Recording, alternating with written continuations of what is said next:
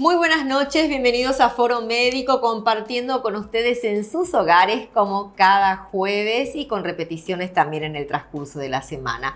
Hoy hablaremos de un tema muy interesante y está dedicado este capítulo a los varones, porque vamos a hablar de la salud sexual de los varones, vamos a hablar de disfunción eréctil, de enfermedades de transmisión sexual, de cuán importante es la revisión anual, semestral. Ya nos dirán los profesionales esta noche y los convoqué, realmente un lujo tenerlos, al doctor Fernando Abarzúa, ya un amigo también de Educanal y de la casa, cirujano urólogo, especializado en cirugía robótica. Buenas noches, doctor, ¿qué tal? Bienvenido a Foro Médico. Buenas noches, muchísimas gracias una vez más, Lilian, por la invitación y por la oportunidad de poder compartir con toda tu audiencia. Muchas gracias.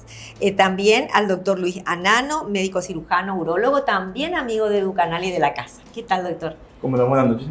Gracias por la invitación y esperemos compartir un poquito de conocimiento, podemos compartir con eso. Mucho conocimiento, seguro, estoy con dos grandes. Bueno, vamos a hablar de este tema, la salud sexual de los varones. Es difícil el tema con los hombres, ¿no? Es difícil que se controlen, es difícil el tema de que tienen que hacerse anualmente también los chequeos para evitar cáncer de próstata, pero lo de la disfunción eréctil me parece que sí es como que concurren más al consultorio cuando existe ese problema, doctor.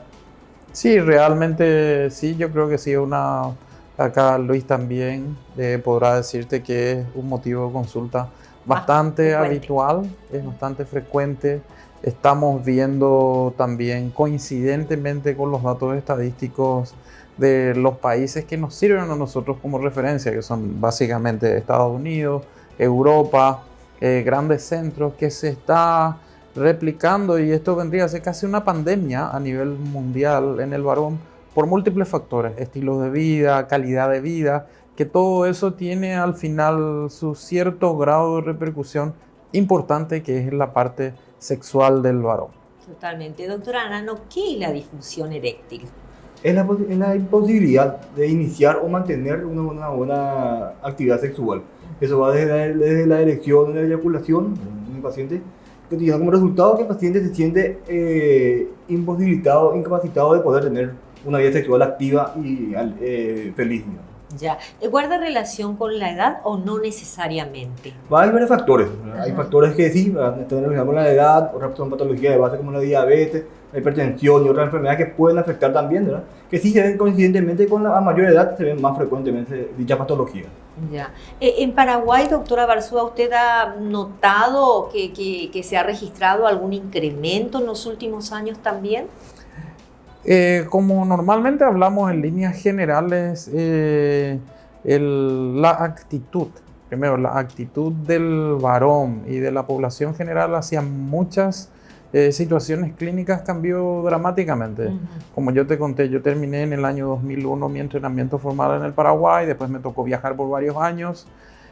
En esa época yo te puedo decir que era casi como un tabú, algo que se discutía básicamente con un hermano mayor, con tu padre, y difícilmente llegaba a nivel profesional, principalmente en grupos etarios jóvenes, porque como comprenderás, el sufrir o padecer de este tipo de problemas sexuales, la disfunción sexual, era algo también agobiante per se para el varón.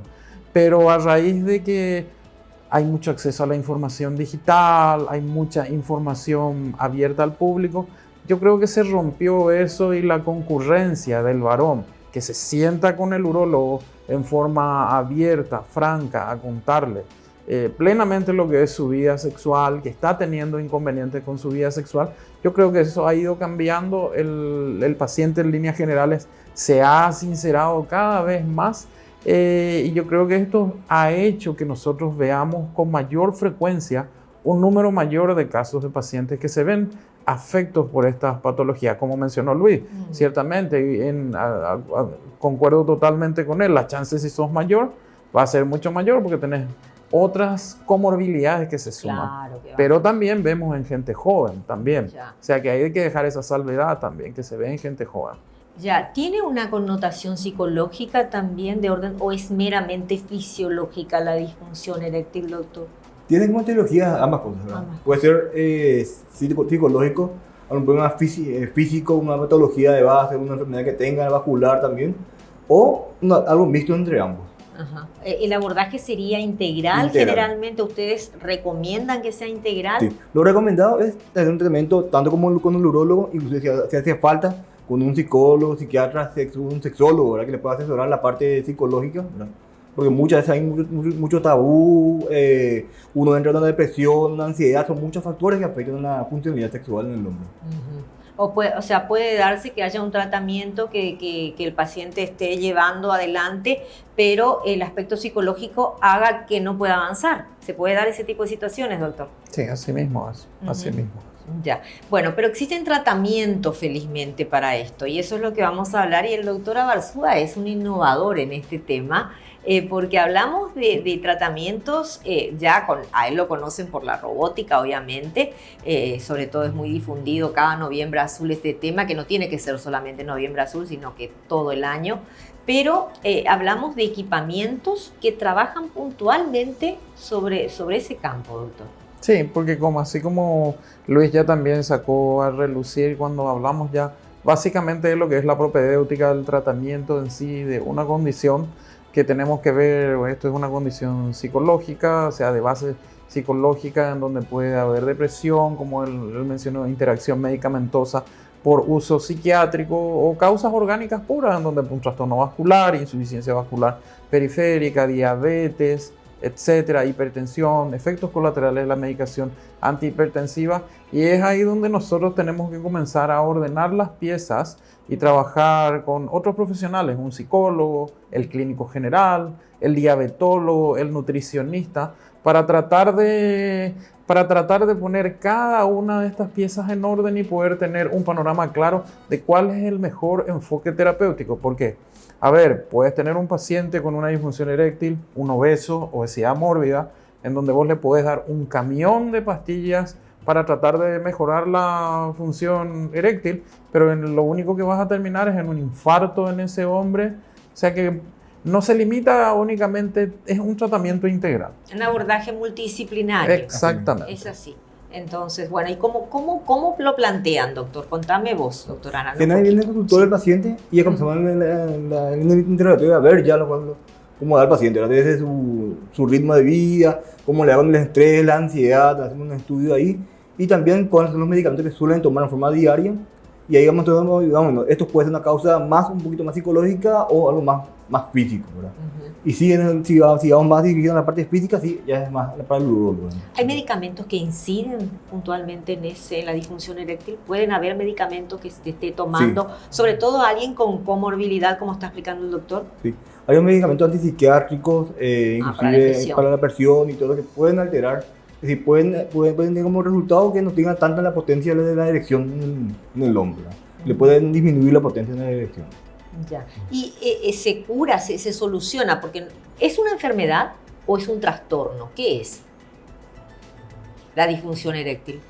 Y bueno, y viste, va a depender de cuál sea el enfoque, porque si estás hablando de un daño estructural, orgánico, ¿cierto? Si hay una vasculopatía periférica en donde una arteria está ocluida, sea por un ateroma, por una placa que la cubre, si estás con diabetes, en donde hay un compromiso de los nervios, ella forma parte del contexto de una enfermedad. La hipertensión arterial con sus múltiples efectos secundarios sistémicos, la diabetes con sus múltiples efectos sistémicos. Si es de tipo psicogénico, podríamos hablar más de un trastorno, ¿ya? O sea que es por eso que al poner en el momento de hacer el diagnóstico, la disquisición entre uno y otro, hay que sentarse a analizar caso por caso muy bien y puntualmente.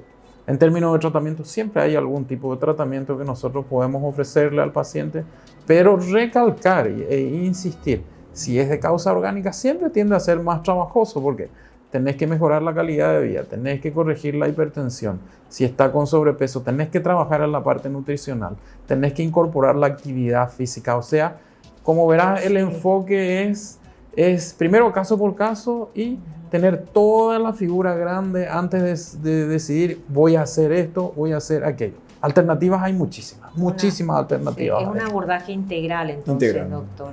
Y es muy importante el compromiso también del paciente, porque no es solo que el médico puede medicar y puede indicar, sino el tratamiento, sino que el paciente tiene que comprometerse a cumplirlo.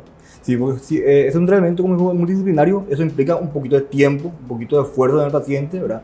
Muchos vienen con ansiedad que quieren solucionar ya de la primera y a veces no es tan fácil, ¿verdad? Uno tiene que analizar, ver todas las facetas y ahí uno puede dar un tratamiento realmente efectivo al paciente.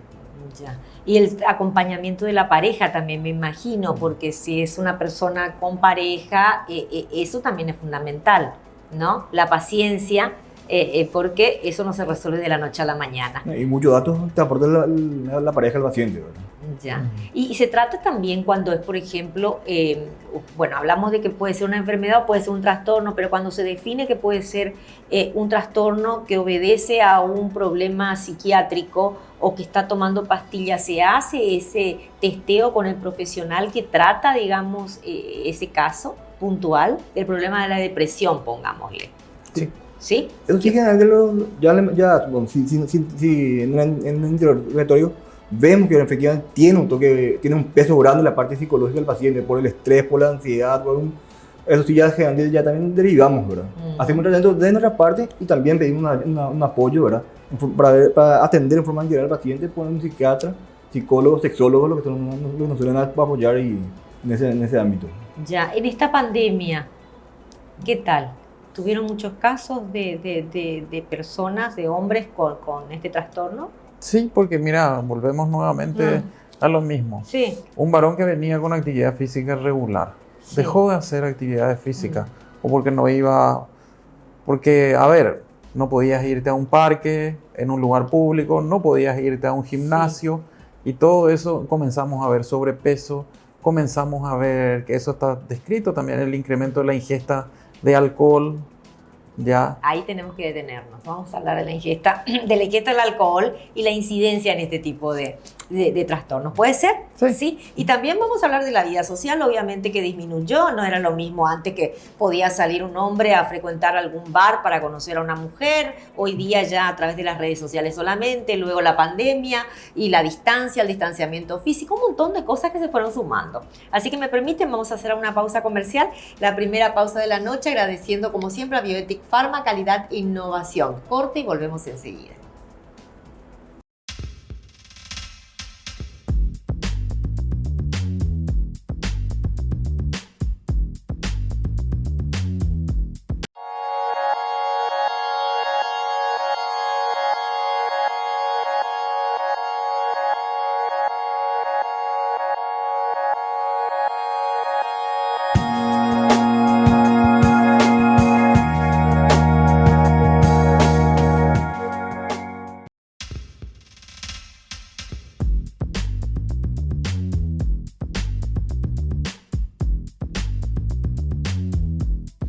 Volvemos con el segundo bloque de Foro Médico, hoy hablando de disfunción eréctil y enfermedades de transmisión sexual. Dos temas, arrancamos ya con disfunción eréctil. Nos acompaña el doctor Fernando Abarzúa, cirujano urólogo especializado en cirugía robótica. Él se especializó en Japón, 10 años y 3 años en Estados Unidos. Es director del programa de robótica del Sanatorio Británico de Montevideo, Uruguay, y es instructor del programa de robótica en el Sanatorio Otamendi de Buenos Aires, Argentina. Un lujo que un paraguayo esté en lugares claves y tan importantes, doctor, realmente, felicitaciones. Gracias. Y también el doctor Luis Anano, médico cirujano urólogo, parte del equipo también del doctor, trabaja muchísimo juntos, me dicen. Hace tiempo ya trabajamos. Sí, así que, ¿estás también en la robótica vos?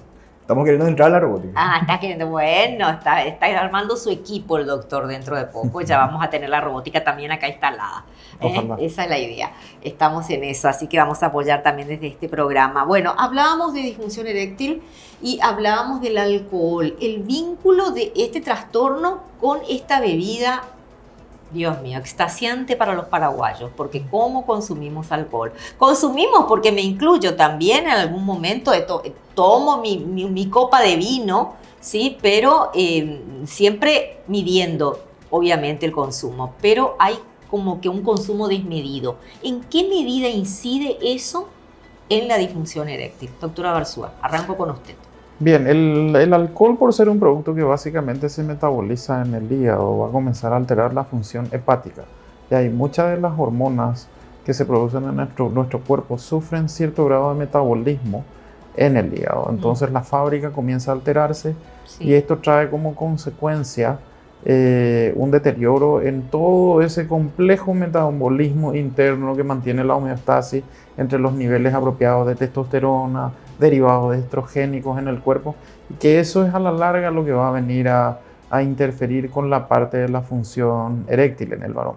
También hay que recordar que el hábito del alcohol viene asociado siempre a otros hábitos, el hábito tabáquico, Claro. y el consumo incluso de ciertas otras cosas, sustancias recreacionales, ya, que toda esa suma y combinación tiene un efecto directo en la parte sexual, definitivamente. Esto obviamente no es inmediato. Bueno, el alcohol, en cuanto al alcohol, sí, ¿verdad? Puede tener efectos en la parte de la ansiedad, del estrés, ¿verdad? Y puede ser que una noche que consuma mucho, él, digamos, comienza a manifestar una disfunción eréctil, ¿verdad?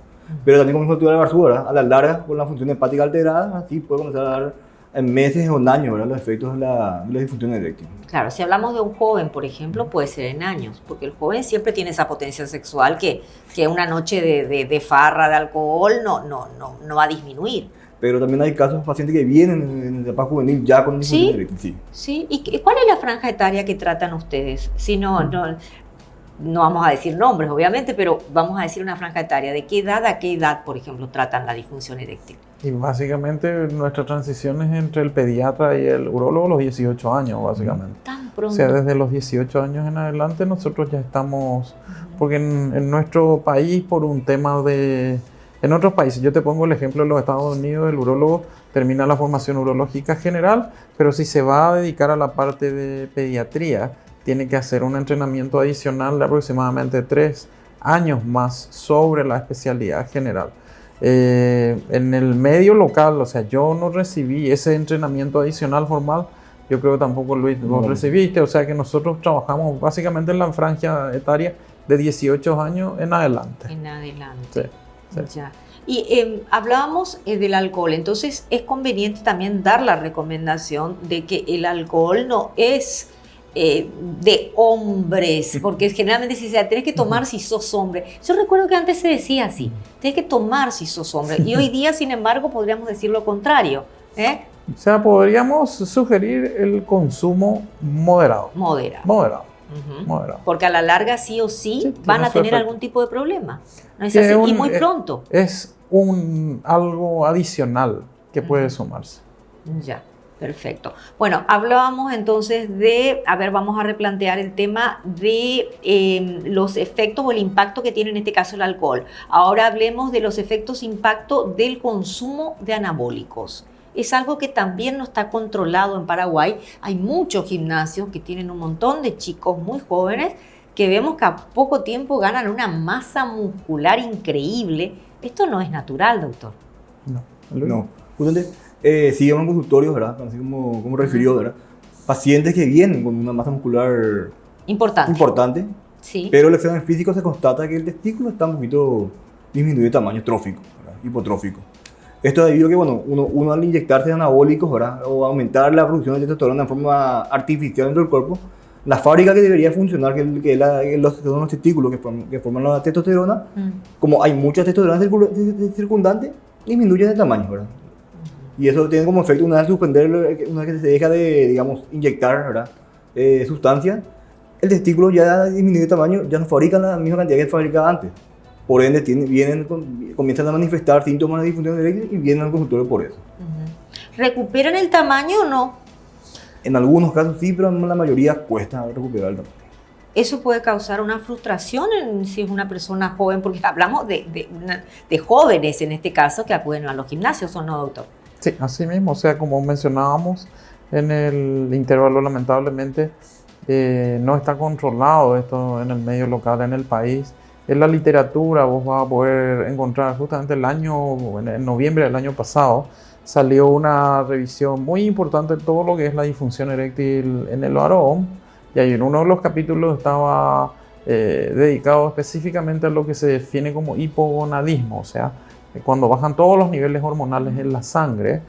Y uno de los responsables en países, en los Estados Unidos básicamente, es que la mayoría de estos compuestos, los polvos, los suplementos, traen en un 30% de los casos suplementos derivados de la familia de la testosterona, o sea que ni no figuran en la lista de compuestos que vienen incluidos adentro. O sea, vos estás usando un producto que finalmente vos no sabés cuál es el contenido real. Y eso es estudios serios de Estados Unidos. O sea, un 30% de los productos tiene ciertos aditivos dentro que pueden resultar al final con trastornos de tus niveles hormonales, básicamente de la testosterona, y problemas ya serios a largo plazo, como la atrofia testicular, por el reemplazo hormonal de este tipo.